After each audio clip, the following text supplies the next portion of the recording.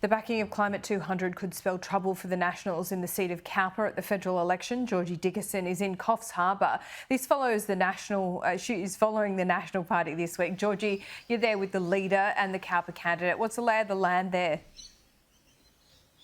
Good morning to you, Laura. We're on the Wombat Trail here across regional Australia, taking a look at some of the key seats for the Nationals ahead of this election. We're in the seat of Cowper today, and the Nationals hold it on a margin of 2.4%, and I'm joined by Nationals leader David Littleproud, as well as the current member here vying for his second term, Pat Conahan. David, how has the tour been so far? How are you finding the campaign? Well, it's great, and look, the same challenges that people in Metro Australia are facing, the same as they are out in regional Australia. It's cost of living, and they need immediate relief, not 70 cent a day tax cut in 15 months' time. And particularly for regional Australians, you can go to a Bowser and get, say, $15 every time they fill up. For us that travel more distances, it'll have a huge impact in giving some immediate support, and that is the cost of living crisis today. It's not in 15 months' time, but they also want their energy system fixed, and they don't want to be littered with transmission lines, solar panels and wind turbines. So we should have a say in that, regional Australia, and unfortunately there's plenty in Melbourne millionaires telling us how to live.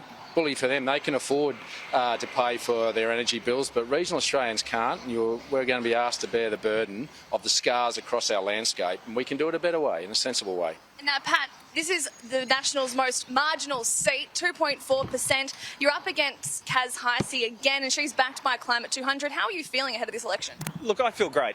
This is my third time around, so I've done 6 years in the seat. I've never had an easy election. I had Robbo shot in 2019 and the Teal 200 candidate in 2022. They told me I was going to lose in 2019. They told me I was going to lose in 2022. Look, I'm here. I've been on the ground for 6 years. I've made myself available. I've been out and about with my mobile officers every single week. But the feel on the ground is good. People are very supportive. But I'm here at the will of the people. If they think I've done a good job, then I'll be here in 4 weeks' time. If not, they'll make another decision. Feeling confident then? Look, I feel good. I'm never arrogant that much to say I'm feeling confident.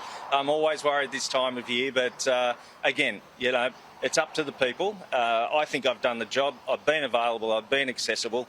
And that's all I can do. Now, you've spoken some major announcements for regional Australia, David.